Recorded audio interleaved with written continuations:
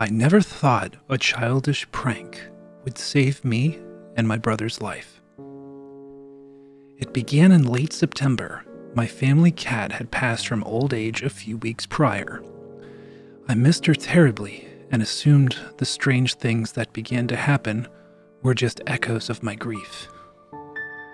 When she was still alive, she used to scratch at my door until I let her into my room. And she used to use the crawl space as her own little home. Sometimes, hiding away for most of the day until pushing the door open in the middle of the night. I had gotten so used to it that I was no longer startled by the tapping of little paws upstairs and the sound of little doors creeping open. So used to it, in fact, that when those same things happened after her death, it took me a while to notice. When I finally did notice, the sounds gave me a strange feeling of unease, but familiarity. I told myself that it was just the creaking of an old house, but a part of me wanted to believe she was still here in some capacity. One night in October, I was awoken by scratching at my door and a faint meow. It lasted only a few seconds, but I heard it clearly. I thought it was a dream. It had to have been. After all, she was gone. But then, it kept happening. Every night, at 1:46 a.m., I would hear scratching at my door and the cries of a cat who was long dead. I told no one of it because even though it frightened me, I didn't want to lose what I had left of my dear cat. The scratching stayed the same until the night of October 21st, when it became harder to ignore. Everything was normal that night. My parents had gone out for the night, and my brother was sleeping downstairs. I watched YouTube until I fell asleep with the glow of my laptop still on my face. When I heard the scratching, I wasn't even scared. It felt like any other night, until it didn't stop. The scratching only got more frantic, and the crying grew in volume with each swipe of a claw. I had never heard my cat act like this, even when she was alive. I quickly sat up on my bed and checked the time. 1:46 a.m., like always. The scratching got even worse. It sounded like she could tear through the door at any moment. I got up from my bed and slowly cracked open the door. My heart was racing. I had no idea what I would see behind that door, but I had to open it. I opened the door only a crack, and suddenly it pushed open. However, there was nothing behind the door. I felt a strange presence, like something came into the room. I didn't know what else to do but to go back to bed and try to fall asleep. The next few nights were just the same.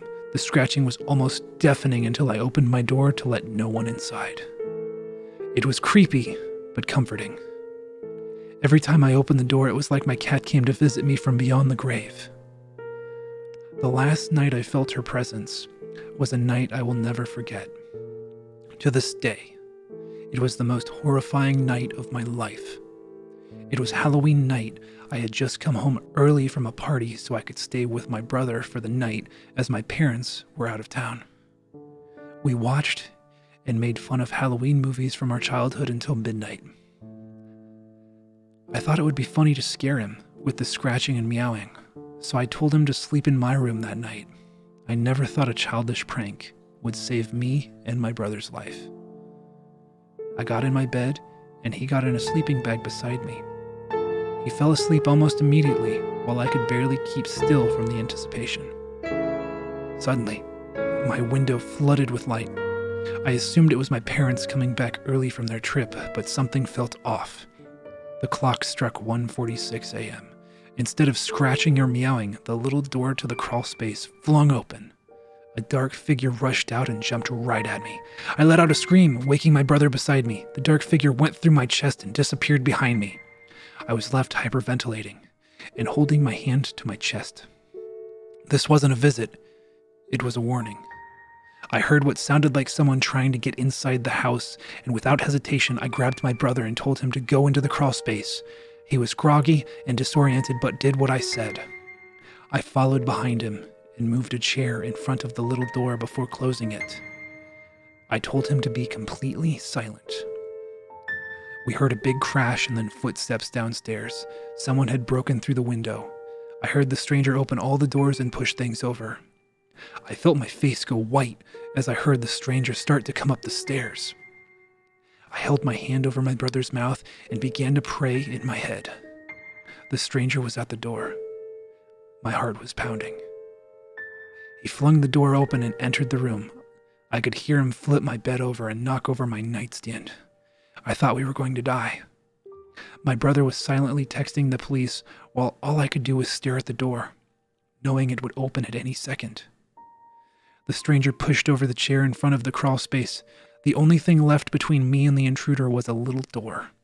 My brother and I grabbed the handle and held it shut. I then heard the hiss and growl of a cat. It felt like it was right behind us. Finally, the intruder tried to open the door. We held it shut for as long as we could until the stranger flung it open with one great pull. Before I could even get a good look at him, the dark figure leaped out from behind us and pounced on his face. It all happened so quickly, you could only see the flicks of blood flying around. He fell to the ground crying out and holding his now mangled face. The dark figure ran into the shadows and my brother and I ran out the door and down the stairs. We screamed for help out in the cold until the neighbors came outside to see what was wrong. The police arrived a short time after. It turns out the stranger was a drug-addicted ex-convict who was breaking into people's homes around the area looking for cash.